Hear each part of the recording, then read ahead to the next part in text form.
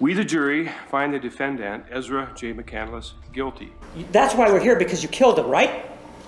I'm Shannon Hoyt, an Eau Claire woman convicted in the 2018 murder of her ex-boyfriend. You stabbed until he was dead. Young hearts motivated by dark desires. Top 5 teen girls that killed their boyfriend and now are facing life sentence reveals the tragic intersection of young love and fatal decisions. Their responses, a blend of disbelief and regret, witness the consequences of passionate choices. Leading our list is the brutal story of Nakisha James, which exemplifies the depths to which young love can tragically plummet. Number 1. Nakisha James. She was just 18 years old and lived in San Bernardino. One day she had a massive fight with her boyfriend, Dorian Powell, who was 21. Things got out of hand, and sadly, Nakisha killed Dorian. Now, here's where it gets wild. Instead of calling for help or telling the police, Nakisha went on Facebook and told her friends about it. She wrote something like, "I used a knife on him. I didn't mean to hurt him that bad, but he's gone now. I have to run away. Sorry, Dorian. Rest in peace." The post didn't stay up for long, but a lot of people saw it. Someone called the police around 2:30 in the morning about what happened. By the time the police got there, Nakisha had left. They started searching for her, thinking it was a problem between a couple. After a few days, they found her in Hemet and arrested her. When she went to court, she said she didn't do it intentionally, but the judge disagreed and gave her a life sentence in prison without the chance of parole. After hearing about Nakisha James, one might think that's the pinnacle of tragic tales, but the story of Ruth Commande adds another layer to this narrative. A young woman whose actions led her down a path that she perhaps never imagined. Number 2. Ruth Commande. The Court of Appeal has upheld the 2016 death sentence against Ruth Commande, who fatally stabbed her boyfriend 22 times. Ruth Commande was a young lady from Kenya. And guess what? She even won a beauty contest while she was in jail. But then she did something that left everyone in shock. She killed her boyfriend, Fareed Mohammed, by stabbing him many times, 25 to be exact, back in 2015. Now, after doing such a thing, instead of being upset or sad, she was looking through his phone. This made the judge, Jesse Lassite, really mad. Judge Jesse wanted to ensure everyone, especially the young ones, understood that it's never right to harm someone, no matter how hurt or angry you feel. So she decided that Ruth should get the death penalty. But here's something interesting. Even though she got the sentence, Kenya hasn't executed anyone since 1987. So it's more like a strong message that something they'll do. Some people, like Amnesty International, feel this punishment is too much. But Fareed's family, they believe it's what Ruth deserves for what she did.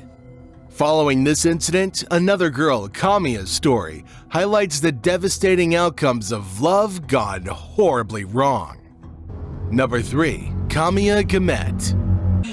I used to flay pike and muskie and salmon. And I'll tell you, you gutted him like a fish in that apartment too.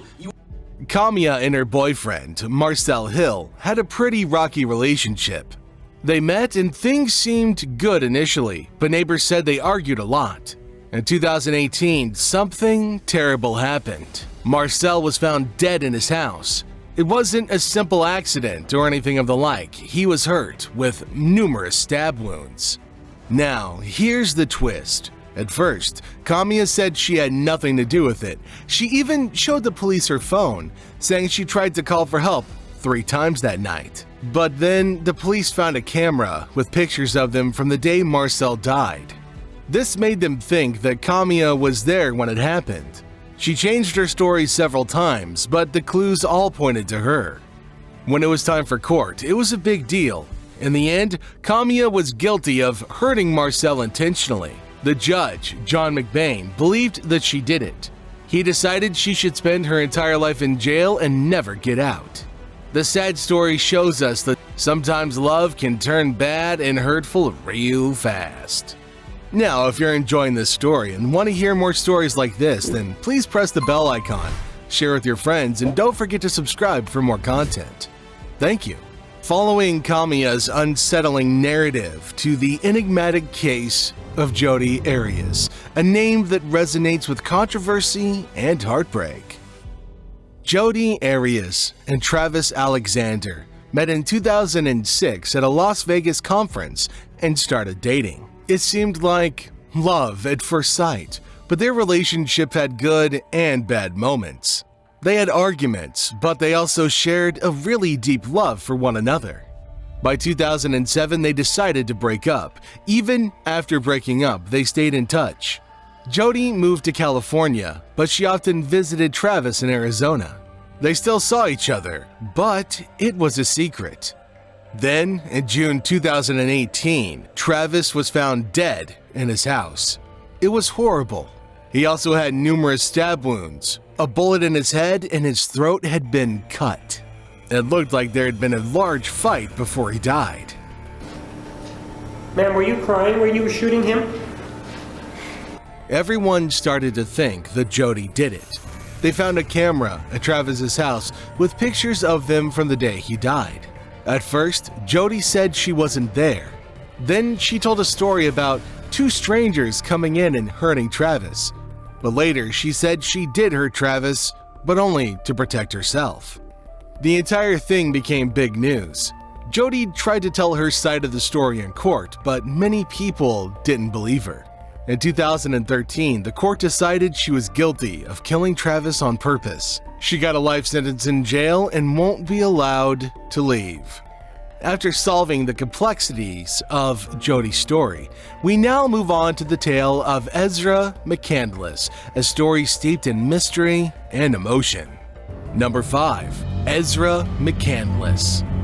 Ezra McCandless, originally named Monica J., was born on October 6, 1997. She changed her name to Ezra, inspired by Chris McCandless from Into the Wild. Her personal life had several complications, including an abortion, claims of sexual assault, and multiple relationships. Ezra and her ex-boyfriend Alex Woodworth had a pretty intense history. They met and became close, but not everything was smooth between the two of them. On March 22, 2018, in Springbrook, Wisconsin, Alex Woodworth was stabbed 16 times by Ezra McCandless in her car. McCandless visited her ex-boyfriend, Jason Mengel, in Eau Claire. She then went to Woodworth's house. A few hours later, she appeared at a dairy farmer's house covered in mud and blood, saying she was attacked. The next day, Woodworth's body was found in McCandless's car, abandoned on a dirt road. During her trial, McCandless changed her story several times. At first, she said she couldn't remember the incident.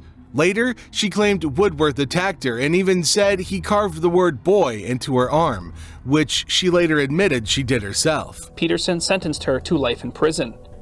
And on Monday, her defense team presented multiple pieces of evidence during her evidentiary hearing. The evidence showed most of the blood was outside the car, and the murder weapon came from her father's house. She was convicted of first-degree intentional homicide in November 2019 and was sentenced to life in prison in February 2020, with a chance for parole after 50 years.